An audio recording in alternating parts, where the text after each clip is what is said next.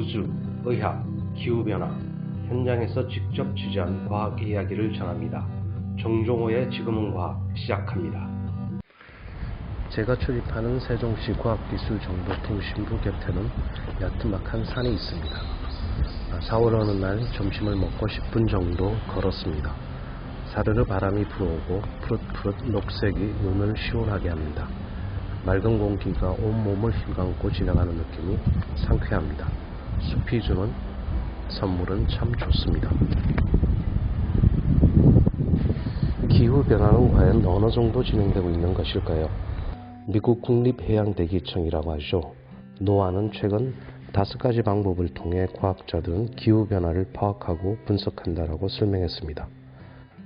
그 첫째는 킬링 커브입니다. 즉 이산화탄소 농도를 말하는데요. 이산화탄소 농도는 기후변화를 보여주는 대표적 지표입니다. 하와이 마누아로아에서 줄곧 관련 지표를 측정해온 킬링 박사의 이름을 따서 킬링 커브라고 부릅니다. 2021년 3월 측정된 지구촌 평균 이산화탄소 농도는 지난해보다 높은 416ppm을 기록했습니다. 360만 년 지구 역사 동안 가장 높은 수치입니다. 이산화탄소는 온실가스로 태양에너지가 우주로 나가는 것을 막습니다. 이 때문에 지구촌 평균 온도는 상승하게 됩니다.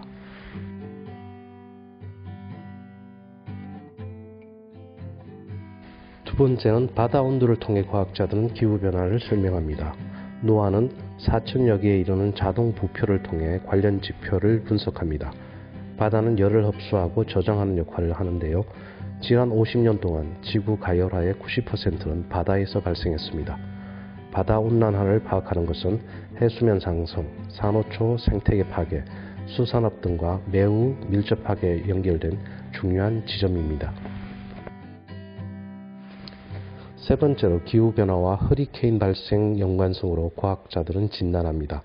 바다가 따뜻해지면 허리케인은 강력해집니다.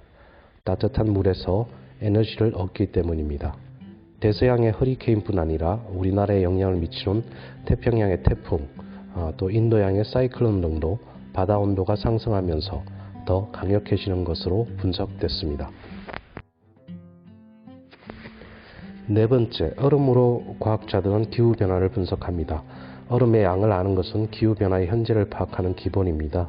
북극과 남극뿐 아니라 그린란드, 고산지대, 즉 히말라야, 안데스, 알프스 산맥 등 고산지대의 빙하양을 측정하면서 기후변화의 현주소를 파악할 수 있습니다. 북극 얼음은 지난 10년 동안 14% 줄었습니다. 남극과 그린란드 빙하도 빠르게 녹고 있습니다. 해수면이 조금씩 높아지는 것은 당연해 보입니다. 다섯째, 기후과학자들은 비상사태에 대비합니다.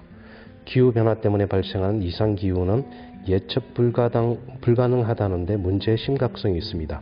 실제 노아는 이를 각 지역 특색에 맞게 도움을 주고 있는데요. 알래스카의 경우에는 지구 가열화에 따라 빙하가 녹으면서 홍수와 해안 침식의 위험이 도사리고 있는 곳입니다. 이런 특성을 감안해 노아는 홍수와 해안 침식과 관련해 지역 주민과 협력하고 있습니다. 뉴욕시와는 폭염에 대비한 시스템도 마련했습니다. 뉴욕에 극심한 폭염이 덮쳤을 때 가장 큰 영향을 미치는 위치를 파악해서 위험에 처한 주민들을 보호하기 위한 시스템입니다. 다시 숲길을 걷습니다. 이팝나무에 하얗게 꽃이 피었습니다. 수인백의 하얀색이 참 보기에 좋습니다. 숲은 한번 사라지면 다시 복원하기 매우 힘들다고 합니다. 지구는 지금 기후 위기입니다. 이를 극복하기 위해서 우리의 조그마한 노력이 절실히 필요할 때입니다.